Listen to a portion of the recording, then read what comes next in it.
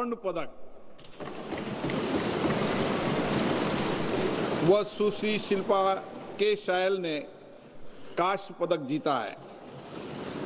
श्री सर्वेश कुमार सारे, श्री वलूरी अजय बाबू, सुश्री ज्ञानेश्वरी यादव ने रजत पदक एवं सुश्री बिंदिया रानी देवी ने कांस्य पदक जीतकर इस प्रतियोगिता में भारत का गौरव बढ़ाया है। भारत की 18 वर्षीय क्वेश खिलाड़ी सुश्री अनाथ सिंह ने कनाडा में वर्ल्ड जूनियर स्क्वैश चैंपियन 2026 खिताब जीतकर ऐतिहासिक उपलब्धि हासिल की है। मैं सदन की ओर से देश की मान बढ़ाने वाले सभी खिलाड़ियों को उनके योगदान के लिए एवं टीम इंडिया कोच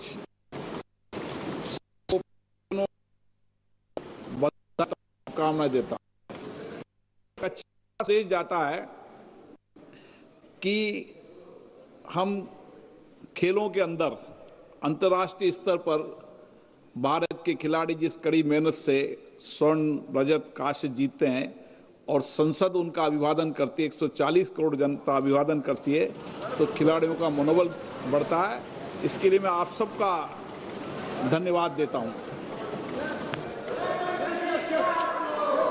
प्रश्न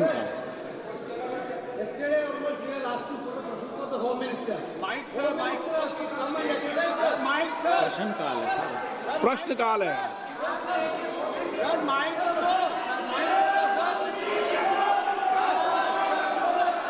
आप क्या चाहते हैं?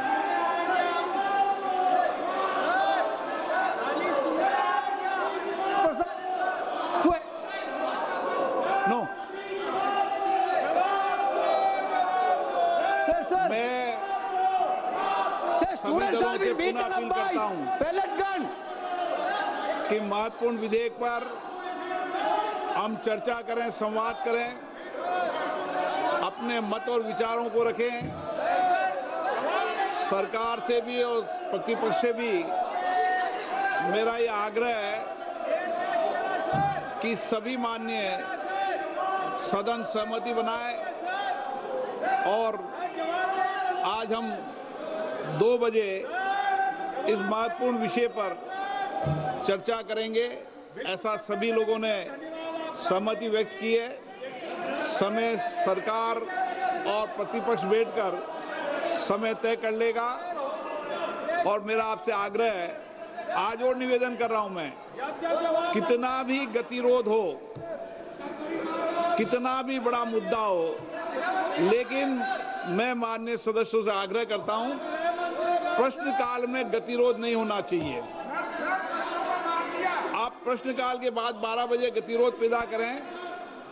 हमारे कृषि मंत्री जी बहुत उत्तेजित हैं जवाब देने के लिए।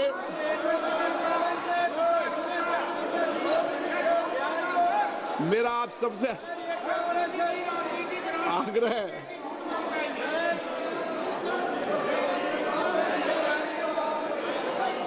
वो क्या है, खड़े होने की मुद्रा में पूरा रोड से। मेरा आप सबसे आग्रह है कि सदन चले, चर्चा हो, संवाद हो, सबके मत विचार आए, एक पूरे देश के अंदर एक सकारात्मक दिशा जाए कि संसद में चर्चा संवाद होती है। इसलिए मेरा आपसे आग्रह है कि प्रश्नकाल में गतिरोध पैदा नहीं करें। चलिए, सदन की कार्रवाई आज 2 बजे तक के लिए स्थगित की जाती है।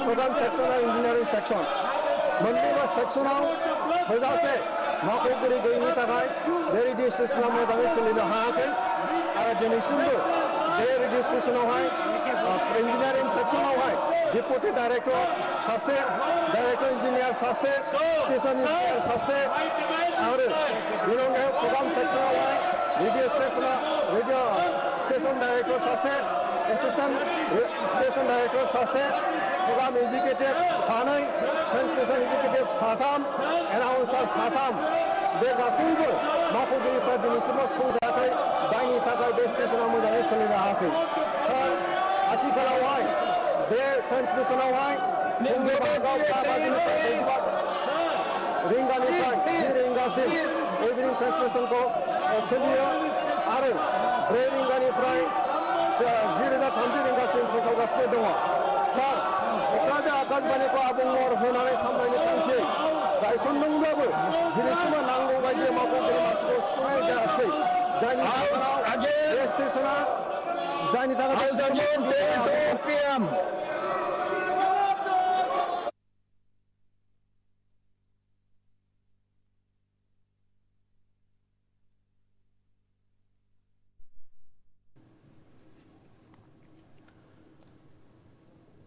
All right, so you can see disruptions, of course, continue in Parliament today as well.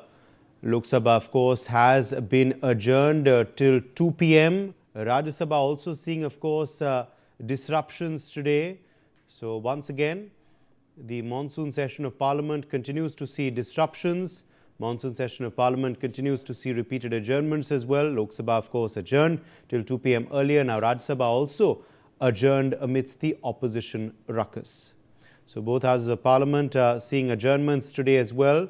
Remember yesterday, of course, the new anti-paper leak bill may have been tabled in Parliament, but still no word on its passage since the opposition is continuing to disrupt the House. The opposition is sloganeering. The Lok Sabha Speaker has just appealed for constructive work in Parliament to resume, saying that the country is looking at Parliament and expects decorum from MPs. Anand Singh joins us for more on this story. Anand, another day and the same story, repeated adjournments in both houses of Parliament. Disruption of Parliament continues today as well, Anand. Yeah, look, the stalemate in the Parliament has continued for the 7th consecutive day, even as the government was ready to have a discussion on the new amendment bill on the public examination unfair means 2026 amendment bill. So the opposition, they wanted to have a discussion on the police excesses, but the way in which the government wanted to have discussion directly on the bill, the opposition members created uproar in the Parliament, raised slogans in both the houses demanding that the government should hold a proper discussion on police excesses. As several of the Congress MP as well as opposition members, they have given adjournment motion notices as well in Lok Sabha and Rajya Sabha, and they wanted to have a discussion on the same. But the way in which the government decided to move ahead with a discussion on the bill without taking into account the demands by the opposition members, the Lok Sabha Speaker as well as Rajya Sabha Chairman, he has to adjourn both the houses till 2 p.m. In the noon. And this comes at a time when the government was looking to have a discussion on the public examination unfair means amendment bill 2026 so that the issue of the paper leak can be curtailed, as the government has already announced a special task force. It has Prime Minister Narendra Modi has himself announced about the task force with Nandan Nilekani as one of the team members, and Prime Minister Modi has also said that all the paper leak issue will be taken up in the fast track code. But the way in which police brutality was carried out on the students, especially in Delhi on July 20th, when pellet guns, tear gas cells, and even the lathis with nails fitted in that, they were used on the students, and the use of assault rifle AK-47 in Bihar, the opposition wanted to have a discussion on that first, so that Union Home Minister could make a statement. This was their demand, that the HM should give a statement on the police excesses as is the Union Home Minister. And thus we saw the uproar in both the houses when it assembled for the day. Back to you.